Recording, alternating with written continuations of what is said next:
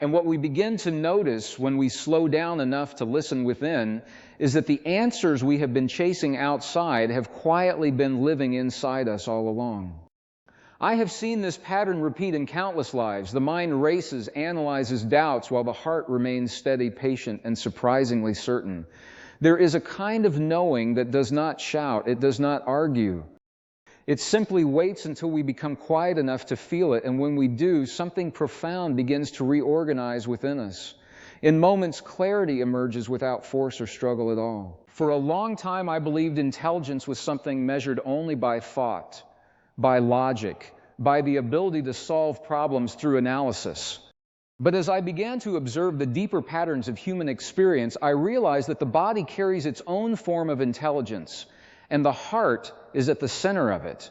Not metaphorically, but physically and energetically. The heart is constantly communicating with the brain, sending signals that influence perception, decision-making, and even memory in ways we are only beginning to understand. And this changes everything about how we interpret our inner guidance each day. When we experience a strong emotion, especially one that feels deeply authentic, the heart generates measurable electrical and magnetic patterns that extend beyond the body. I am not asking you to believe this blindly. This is something that has been observed and recorded. But what matters more than the measurement is the implication. It suggests that our emotional state is not contained within us. It is broadcast, shaping the way we interact with the world, and perhaps even influencing the outcomes we encounter in subtle yet powerful ways. Whether we realize it or not, we are participating in this exchange. This is where the ancient insight begins to make sense in a modern context. There has always been an understanding that the heart holds a form of wisdom that the thinking mind can overlook, not because the brain is flawed, but because it is designed for a different purpose. The brain compares, categorizes, predicts. It relies on past data. The heart, on the other hand, seems to respond to the present moment with a kind of coherence that does not depend on previous experience, and that distinction changes how we navigate uncertainty in moments, feels incomplete and insufficient for us. I have noticed that when people are faced with choices that truly matter, there is often a quiet signal beneath the noise of thoughts. It may appear as a subtle sensation, a sense of expansion or contraction, a feeling of ease or resistance. The mind will immediately try to explain it, justify it, or dismiss it. But the signal itself is immediate and direct. It does not require interpretation. It is simply felt, and if we trust it, it begins to guide us toward outcomes that align more deeply with who we are becoming over time in ways we cannot. The challenge is that we have been trained to prioritize the analytical voice above all else. From an early age, we are rewarded for thinking quickly, for solving problems logically, for producing clear explanations. There is nothing wrong with this. It is a powerful skill. But when it becomes the only voice we trust, we begin to lose access to a deeper layer of intelligence. The heart does not compete with the brain. It complements it. And when the two are aligned, something remarkable begins to happen within our perception and behavior that shifts our choices and experiences each day. This alignment is not something mystical or unreachable. It is something we can practice when we bring our attention to the area of the heart and allow ourselves to feel appreciation, gratitude, or genuine care. The body begins to shift into a more coherent state. Breathing slows. The nervous system settles, and in that state, the communication between heart and brain becomes more synchronized. I have experienced this not as a theory, but as a tangible change in clarity, as if the noise fades and a deeper signal becomes easier to recognize over time with gentle awareness of inner states. And as this connection strengthens, we begin to notice that our beliefs are not just abstract ideas, they are patterns that influence physiology. A belief held with emotional intensity can signal the body to prepare for threat or for growth. It can alter hormones, immune responses, and even the way our genes are expressed. This is where the boundary between mind and body starts to dissolve. What we feel and what we believe become biological instructions, shaping our internal environment moment by moment in ways that are both subtle and profound once we pay attention to these internal dynamics. So when I speak about an ancient secret, I am not referring to something hidden away from us. It is hidden in plain sight, within our own experience. The heart is constantly offering feedback, guiding us toward coherence, or signaling when we are out of alignment. The brain, with all its brilliance, can override that signal if we let it dominate completely. But when we learn to listen differently, to include the language of sensation and emotion alongside thought, we begin to access a more complete form of intelligence that has been with us from the beginning all along, quietly. And perhaps the most important realization is this: the heart does not force its wisdom upon us. It invites us. It waits for our attention, for our willingness to feel rather than analyze, to experience rather than control. And the moment we begin to accept that invitation, even in small ways, we start to notice a shift in how we relate to ourselves and the world. Decisions feel less like calculations and more like alignments. Actions feel less like effort and more like expression. And just as this deeper coherence begins to stabilize, something unexpected starts to emerge within us. A subtle sense of trust that does not come from certainty but from alignment. I have come to recognize that this trust is not something we manufacture through effort. It is something that naturally arises when the signals within us are no longer in conflict. When the heart and brain begin to speak the same language, even uncertainty feels different. It no longer appears as something to fear, but as a space of possibility that we can move through with awareness rather than resistance. What fascinates me is how quickly this shift can occur once we become aware of it. It does not require years of training or extreme discipline. It begins with something as simple as attention. Where we place our attention determines what we amplify within ourselves. If our attention is constantly locked onto fear, doubt, or past experiences, the body responds accordingly. But when we intentionally shift our focus toward a state of internal balance, the physiology begins to follow. The heart rhythm stabilizes and the brain starts to mirror that stability in its patterns. I have seen individuals transform not because their external circumstances changed, but because their internal relationship to those circumstances shifted. The same challenge that once triggered anxiety can, through a different internal state, become an opportunity for growth. This is not about ignoring difficulty or pretending everything is fine. It is about recognizing that our response is not fixed. It is influenced by the coherence or incoherence within us. And that gives us a level of agency that many people overlook in their daily lives without realizing its deeper impact. There is also something deeper happening beneath this process, something that connects to the way we interpret reality itself. The brain is constantly filtering information, selecting what to focus on based on patterns it has learned over time. But the heart appears to influence this filtering process in subtle ways. When we are in a coherent emotional state, our perception seems to widen. We notice possibilities that were previously invisible. Solutions appear where there once seemed to be none. It is not that reality has changed, but our access to it has expanded in a meaningful way. This begins to challenge a very common assumption that clarity comes only from thinking harder. In many cases, the opposite is true. Clarity often emerges when we think less and feel more, not in an impulsive or reactive way, but in a grounded, aware, and intentional way. The heart does not rush. It does not jump to conclusions. It responds with a kind of quiet precision that the analytical mind can easily overlook if it is not paying attention. And once we begin to trust that signal, decision-making becomes less exhausting and more fluid. But trust is not something that appears instantly. It is built through experience. Each time we listen to that subtle internal guidance and see where it leads, we gather evidence. We begin to recognize patterns. We notice that certain feelings consistently lead us toward outcomes that feel aligned, while others lead us into cycles that feel restrictive or draining. Over time, this creates a feedback loop, reinforcing the connection between awareness and action in a way that becomes more natural with repetition and conscious observation of inner states. I have also noticed that when people begin to reconnect with this inner intelligence, they often become more sensitive, not in a fragile way, but in a perceptive way. They start to pick up on nuances they previously ignored. They become more aware of how environments, conversations, and even their own thoughts affect their internal state. This sensitivity is not a weakness, it is a form of information. And when it is understood properly, it becomes a powerful guide for making choices that support well-being and growth over time. At the same time, this process requires a level of honesty that can be uncomfortable. The heart does not align with what we pretend to be true. It responds to what we actually feel. If there is conflict within us, if our actions are not in harmony with our deeper values, that signal will appear as tension, unease, or resistance. And while it may be tempting to ignore that signal, doing so often leads to greater disconnection over time. But if we choose to listen, even when it is inconvenient, it begins to guide us back toward coherence. And this is where the deeper transformation begins to unfold. Because as we become more aligned internally, our external actions start to reflect that alignment. We communicate differently. We make choices that are more consistent with our values. We respond to challenges with greater stability.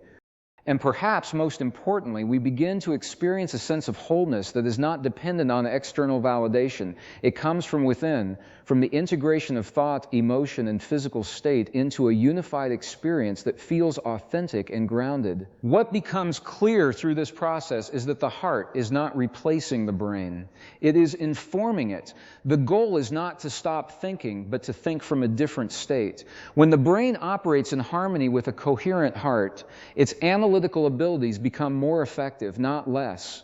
It can process information without being overwhelmed by it. It can evaluate options without becoming trapped in indecision. It becomes a tool that serves our deeper intelligence, rather than a voice that dominates it without awareness or balance in everyday life. And as we continue to explore this connection, another layer begins to reveal itself, one that goes beyond individual experience. The state we cultivate within us does not remain isolated. It influences how we interact with others.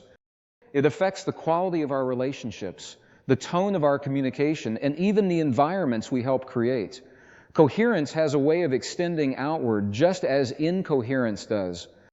And when we begin to take responsibility for that, we start to see ourselves not just as individuals, but as participants in a larger field of interaction that we are constantly shaping. This realization carries both responsibility and possibility, because if our internal state contributes to the world around us, then every moment becomes an opportunity to influence that world in a meaningful way. Not through force, not through control, but through the quality of presence we bring into each interaction. And the more consistent we become in cultivating that presence, the more natural it feels, until it is no longer something we practice, but something we embody without effort as part of who we are becoming. And just as this awareness begins to deepen, we start to encounter a question that shifts everything once again, a question that does not come from the mind alone, but from a place within us that feels both familiar and unexplored at the same time. Asking quietly, what if the life we are trying so hard to control is actually responding to us in ways we have not yet learned to recognize? I have sat with this question many times, and each time it reveals something new. Because when we begin to see our internal state not as a reaction, but as a signal that interacts with the world around us, the entire dynamic of cause and effect starts to feel less linear and far more participatory. There is a subtle feedback loop constantly in motion. The way we feel influences the way we perceive, and the way we perceive influences the choices we make. Those choices then shape the experiences we encounter, which reinforce the beliefs we carry. And if we are not aware of this loop, it can run automatically, repeating the same patterns over and over again. But the moment we become aware of it, even slightly, we introduce the possibility of change. Awareness interrupts repetition in a way that is both gentle and powerful at the same time. I have noticed that many people attempt to change their lives by focusing only on external action. They set goals, create plans, push themselves to behave differently. And while this can produce temporary results, it often feels like something is missing. The deeper shift happens when the internal state changes first. When the feeling behind the action aligns with the intention, the action itself becomes more effective, more sustainable, and often requires less force. It is as if the path begins to cooperate with us rather than resist us along the way forward. This brings us back to the role of the heart, because the heart is not just signaling what feels good or bad, it is signaling what is coherent or incoherent within us. And coherence has a unique quality. It simplifies complexity. It brings different aspects of our experience into alignment. When we are in that state, we do not feel divided between what we think, what we feel, and what we do. There is a sense of unity that makes movement forward feel natural rather than forced, even in situations that once felt overwhelming to navigate. But reaching that state consistently requires something that is often overlooked: presence. Not just being physically present, but being internally available to our own experience. So often, the mind pulls us into the past or projects us into the future, creating a sense of disconnection from what is actually happening now. The heart, however, operates in the present. It responds to what is real in this moment. And when we anchor our awareness there, even briefly, we begin to access a different quality of perception that is less distorted by past conditioning. In that space, something interesting begins to happen. We start to notice the difference between reactive emotion and responsive feeling. Reactive emotion is fast, conditioned, and often tied to past experiences. Responsive feeling is slower, more grounded, and connected to what is actually unfolding now. The heart communicates through this responsive layer. It does not react out of habit, it responds out of coherence. And learning to distinguish between these two is one of the most important skills we can develop for navigating our internal landscape. As this distinction becomes clearer, our relationship with our own thoughts begins to change. We no longer treat every thought as a command or a truth. We begin to observe them, to question them, to notice how they align or misalign with what we feel at a deeper level. This creates space. And in that space, we gain the ability to choose rather than react. The brain continues to generate ideas, scenarios, and interpretations, but we are no longer bound to follow them blindly without awareness guiding our direction forward. I have also found that when we operate from this more integrated state, time itself seems to feel different. Moments become richer, more detailed. We are less rushed, even when we are active. There is a sense of depth to our experience that is difficult to describe, but unmistakable when it is present. And this depth is not dependent on what we are doing. It comes from how we are being. It is a quality of awareness that transforms ordinary experiences into something more meaningful without changing the external situation at all. And yet, even as we begin to understand this, there is often a part of us that resists it. The mind seeks control because it believes control equals safety. Letting go of that control, even partially, can feel uncertain.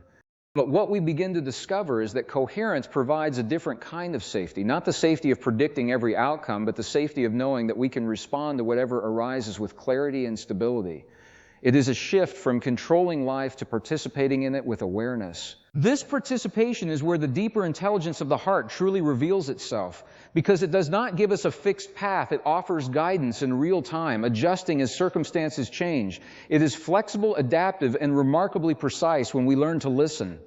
And over time, as we continue to engage with this process, we begin to trust not just the signals themselves, but our ability to interpret them accurately through direct experience and reflection without overthinking every small decision.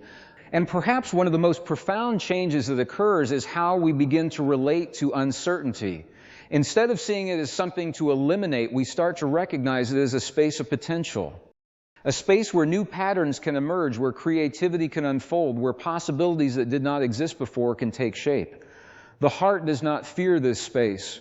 It moves within it with a quiet confidence that comes from alignment rather than prediction of outcomes we cannot fully control or anticipate. So as we continue along this path, refining our awareness, deepening our connection, and integrating these insights into our daily lives, we begin to sense that this ancient knowing is not something we are learning for the first time, but something we are remembering. And just as that recognition starts to settle in, bringing with it a sense of familiarity that is difficult to explain, another layer begins to open, revealing a question that feels even more intimate, more immediate, and perhaps more challenging than anything we have considered so far. If this intelligence has always been within us, quietly guiding, patiently waiting, then why did we ever learn to ignore it in the first place? I have reflected on this question deeply, and what I have come to understand is that it was never a single moment of disconnection.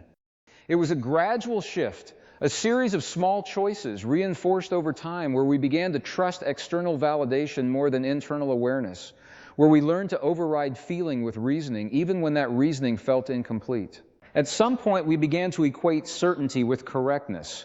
The clearer the explanation, the more we trusted it, even if something within us felt unsettled. And so the mind became our primary authority, not because it was more accurate, but because it was more articulate. It could explain itself. It could justify decisions. The heart, in contrast, does not argue its case. It does not provide detailed explanations. It communicates through sensation, through subtle shifts in feeling. And because of that, it became easier to dismiss, easier to overlook in a world that prioritizes verbal clarity. But the cost of that shift is something many people feel without fully understanding.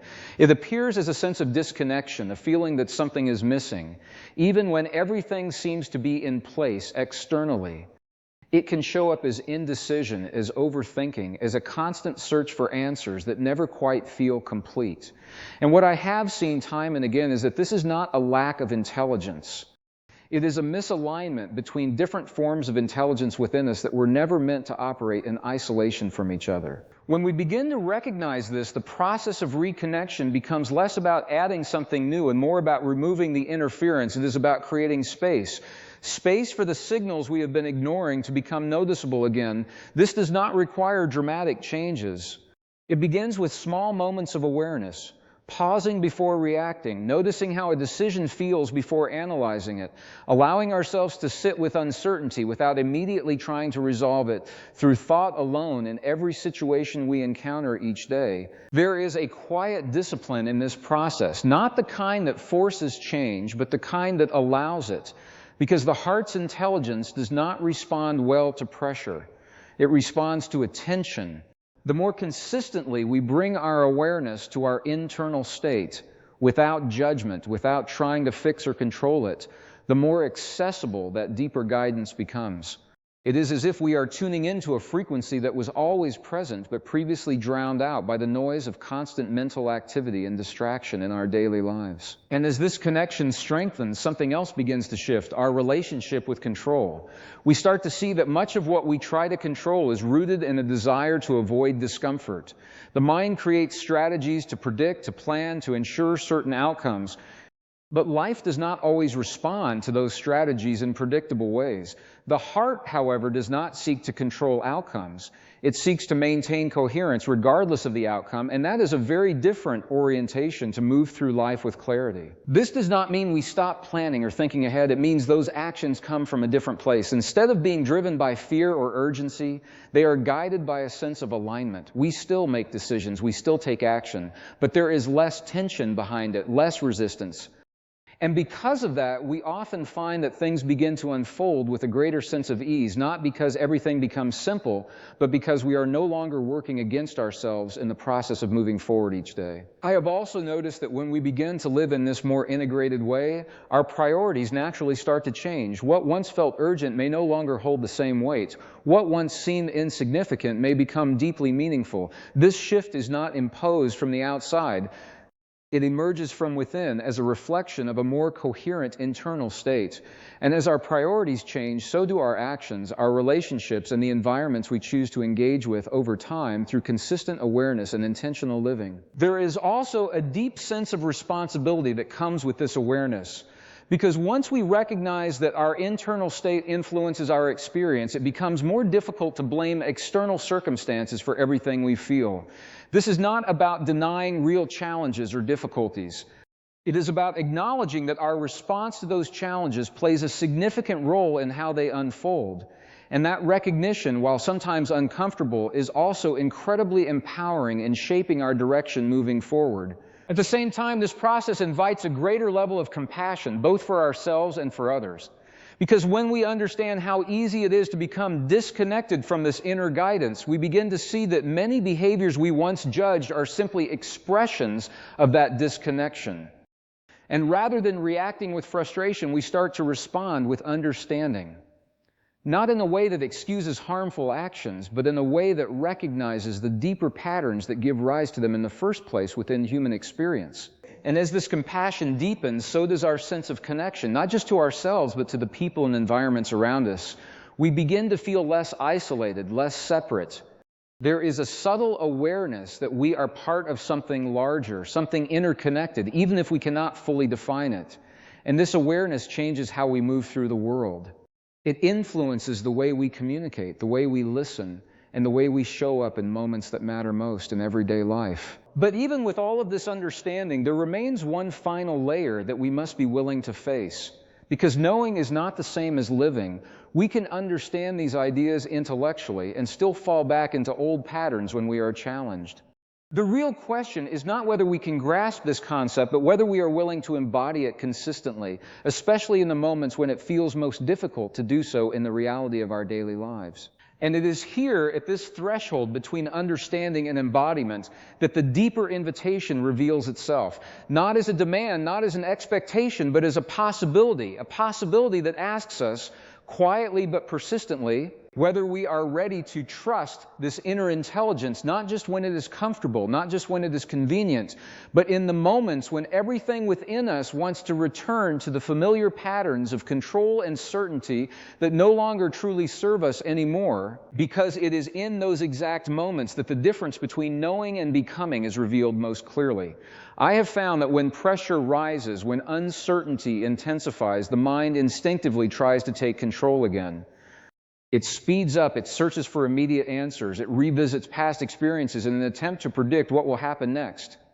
And yet, beneath all of that activity, the heart remains steady, unchanged, offering the same quiet signal it always has, waiting to see whether we will choose to listen or override it once more. This is where the practice becomes real, not in ideal conditions, not in calm and controlled environments, but in the middle of life as it unfolds unpredictably. When emotions are strong, when outcomes matter, when the stakes feel high, that is when our patterns reveal themselves most honestly. And in those moments, even a brief pause can make a profound difference. A single breath, a moment of awareness, a shift of attention back to the body, back to the feeling in the heart, can interrupt the automatic cycle just enough to allow a different response to emerge. I have noticed that this pause is often underestimated. It seems too simple, too small to matter. But in reality, it is a doorway. It creates space between stimulus and response. And in that space, we regain the ability to choose. Not based solely on habit, not driven entirely by past conditioning, but guided by a more integrated awareness that includes both thought and feeling. And over time, as we continue to take that pause, it becomes less of an effort and more of a natural part of how we engage with the world around us. There is also something important to understand about discomfort in this process. When we begin to shift away from familiar patterns, even if those patterns are limiting, there can be a sense of instability. The old way of responding no longer feels aligned, but the new way is not yet fully established. This in-between space can feel uncertain. The mind may interpret it as something going wrong, but in many cases, it is actually a sign that something is changing at a deeper level within our internal landscape and perception of reality itself. If we can remain present through that discomfort without rushing to resolve it immediately, we begin to build a different kind of resilience. Not the resilience that comes from pushing through or suppressing what we feel, but the resilience that comes from staying connected to ourselves, even when things feel unclear. The heart does not require clarity to remain steady. It operates with a form of consistency that is not dependent on external conditions. And when we learn to align with that consistency, we become less reactive to the fluctuations around us. Another shift that begins to take place is in how we interpret mistakes. When we are operating primarily from the mind, mistakes often feel like failures, something to avoid or correct as quickly as possible. But when we are connected to the heart's perspective, mistakes become information. They are part of the feedback system. They show us where alignment was present and where it was not. And instead of creating self-judgment, they invite reflection, adjustment, and a deeper understanding of our own patterns over time through conscious awareness. This change in perspective reduces the fear of taking action. Because if every outcome, whether expected or not, contributes to our understanding, then there is less risk in moving forward. We are no longer trying to get everything right on the first attempt. We are engaging in a process of discovery, guided by both internal signals and external experiences. And this approach allows for greater creativity, greater flexibility, and a more authentic expression of who we are as we continue to evolve through different stages of life. I have also seen how this alignment influences the way we relate to time and urgency. The constant pressure to rush, to achieve, to keep up begins to soften, not because we lose motivation, but because our motivation becomes more intentional. We are no longer driven solely by external expectations or internal pressure. Instead, there is a sense of timing that feels more natural. We begin to act when something feels ready, when the internal and external conditions align in a way that supports movement rather than forcing it prematurely. This does not mean everything slows down. In fact, there are moments when action becomes very quick, very decisive. But even in those moments, there is a sense of calm beneath the speed. The action is not chaotic or reactive. It is precise. It is guided. And that distinction becomes more noticeable the more we practice listening to the subtle signals that arise from within, especially in situations where we might have previously defaulted to overthinking or hesitation without realizing the underlying patterns at play. And as we continue to develop this sensitivity, we begin to notice that alignment is not a fixed state. It is dynamic. It requires ongoing attention. Life continues to present new situations, new challenges, new opportunities for growth. And each of these moments invites us to reconnect, to realign, to listen again. This is not a destination we reach once and maintain effortlessly. It is a relationship we cultivate continuously, deepening our understanding with each experience we encounter along the way. What becomes increasingly clear is that this ancient knowing is not separate from our daily lives. It is expressed through them, in the choices we make, in the way we respond to others, and how we handle stress, and how we navigate uncertainty. Every moment becomes an opportunity to either reinforce disconnection or strengthen alignment. And while this may seem like a constant responsibility, it also becomes a source of meaning, because it brings a level of awareness to even the simplest aspects of life that might otherwise go unnoticed. And yet, even as this awareness grows, there is still one question that remains, one that quietly shapes everything we have explored so far. Because beyond the techniques, beyond the understanding, beyond the practice itself, there is something more fundamental that determines how deeply we are willing to engage with this process. A question that does not demand an immediate answer, but instead asks for honesty, asking us gently, are we truly willing to live in alignment with what we feel to be true, even when it challenges the identity we have built around who we think we are? I have found that this is where the journey becomes deeply personal. Because it is no longer about understanding concepts or practicing techniques. It becomes about letting go of the versions of ourselves that were shaped by habit, expectation, and past experience, and allowing something more authentic to take their place. This is not always comfortable. In fact, it can feel like a quiet unraveling. The roles we have played, the beliefs we have defended, the patterns we have repeated for years, sometimes they begin to lose their grip. And when they do, there can be a sense of uncertainty, as if the ground beneath us is shifting. But what is actually happening is not a loss of stability. It is a transition from a constructed sense of self to a more integrated and coherent way of being that is aligned with our deeper awareness. I have noticed that during this phase, the mind often tries to reassert control in subtle ways. It may create new narratives, new identities, even new goals that feel aligned on the surface but are still rooted in old patterns. And this is where discernment becomes essential. The heart does not respond to what sounds right. It responds to what feels true. And learning to distinguish between those two is a process that requires honesty, patience, and a willingness to question even the most familiar parts of ourselves over time. There is also a deep level of courage involved in this, because when we begin to live from this place of alignment, we may find that not everything in our external world supports that change immediately. Relationships may shift, priorities may evolve.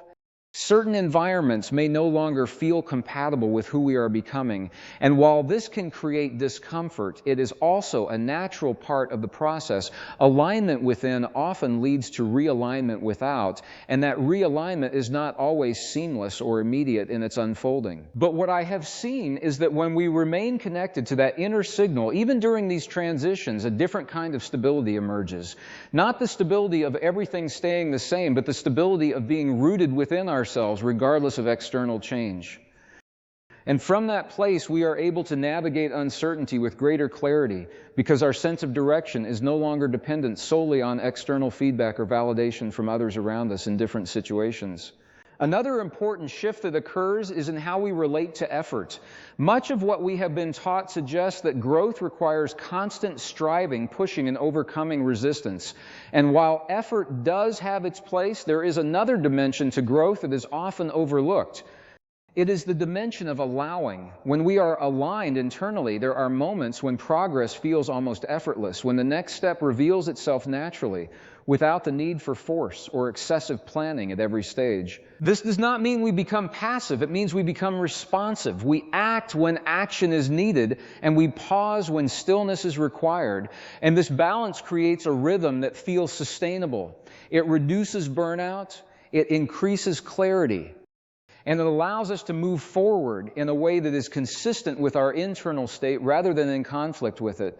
The heart plays a central role in this rhythm, offering continuous feedback about whether we are moving in alignment or drifting away from it over time. I have also observed that as this alignment deepens, our tolerance for inauthenticity decreases. Things that once felt acceptable may begin to feel uncomfortable. Conversations that lack depth may feel draining. Activities that do not resonate may feel harder to sustain. This is not about becoming critical or withdrawn. It is about becoming more attuned. The heart refines our sensitivity, helping us recognize what supports our coherence and what disrupts it, often without needing extensive analysis or justification. At the same time, this increased sensitivity brings with it a greater appreciation for simplicity.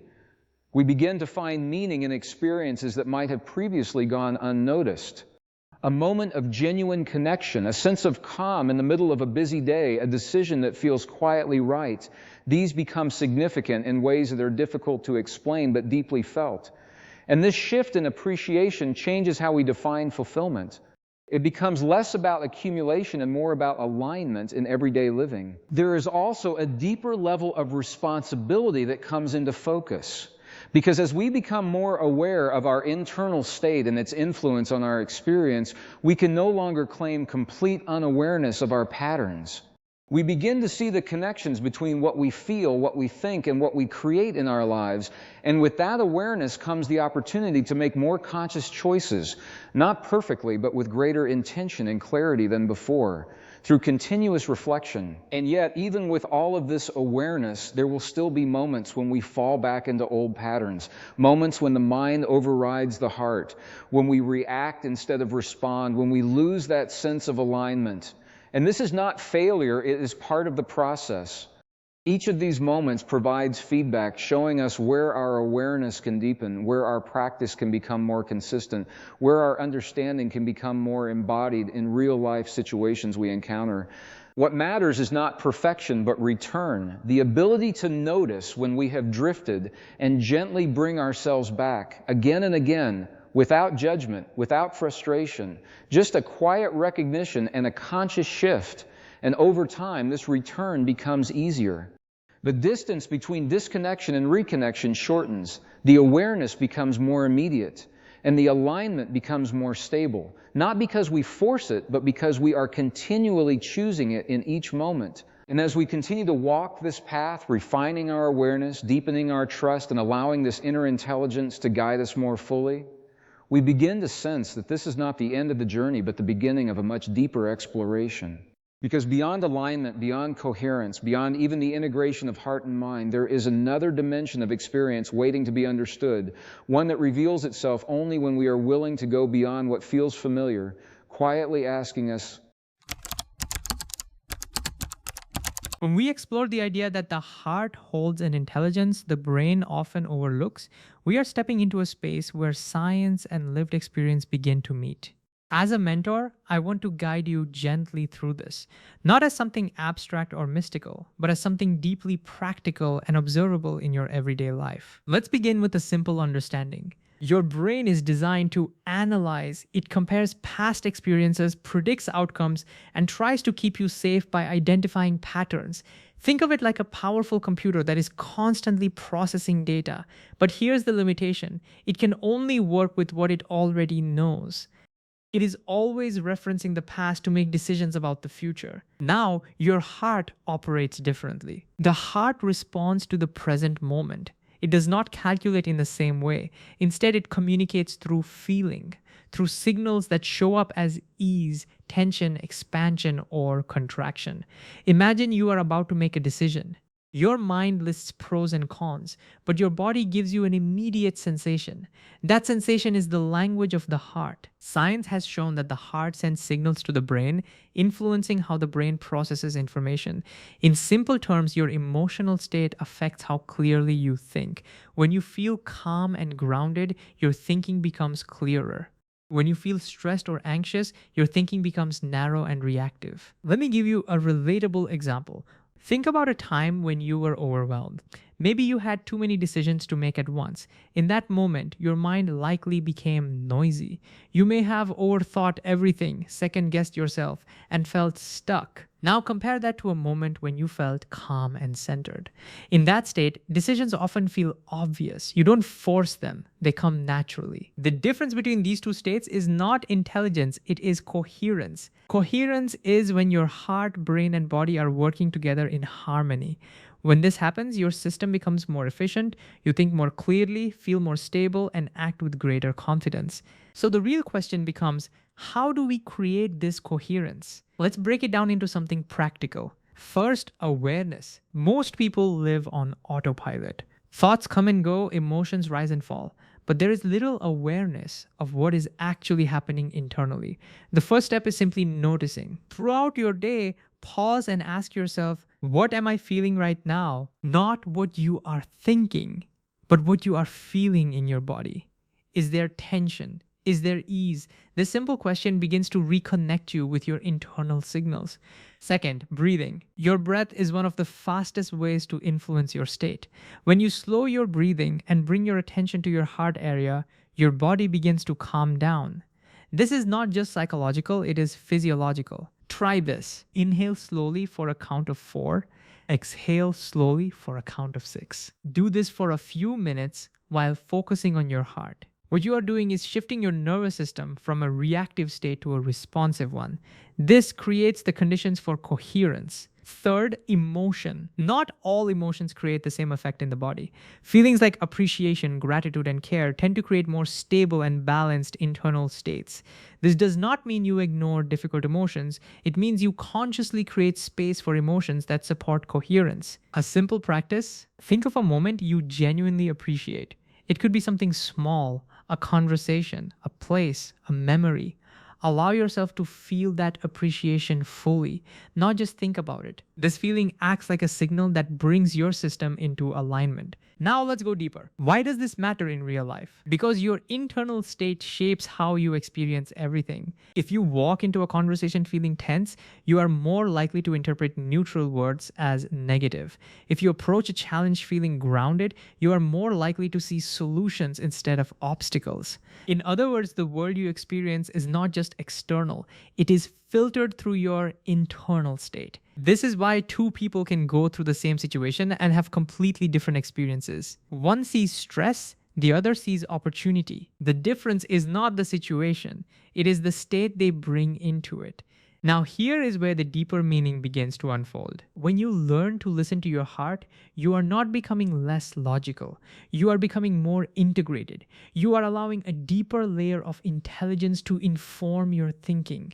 Instead of the mind working alone, it begins to work with the body. And this changes how you make decisions. Instead of forcing answers, you begin to sense them. Instead of overanalyzing, you begin to align. Instead of reacting, you begin to respond. Let me offer a practical way to apply this in decision making. The next time you face a choice, try this. Pause, bring your attention to your heart, take a few slow breaths, then gently ask yourself which option feels more open, which feels more contracted. Do not rush to answer. Just notice the sensation. Your body will often give you a signal before your mind can explain it. Over time, as you practice this, you will begin to trust these signals more. Not blindly, but through experience. And this is important. Trust is built, not assumed. You test it, you observe the outcomes, you learn from the feedback. Now, one more important insight. This process is not about being perfect. There will be times when you ignore your inner signals, times when you fall back into overthinking or reactive patterns. That is part of the process. What matters is your ability to return, to notice, to pause, to reconnect. Each time you do this, you strengthen the connection between awareness and action, and gradually, something shifts. You begin to feel less divided internally, less pulled between what you think and what you feel. There is a sense of alignment that begins to grow. And from that alignment, your actions become more natural, your decisions more clear, and your experience of life more grounded. So, as you move forward, I invite you to approach this not as a concept to understand, but as a practice to experience. Pay attention to your inner state. Create moments of coherence. Listen to the subtle signals within you. Because the more you do, the more you will begin to realize that this ancient secret is not something hidden from you. It is something that has been quietly guiding you all along, waiting for you to finally listen.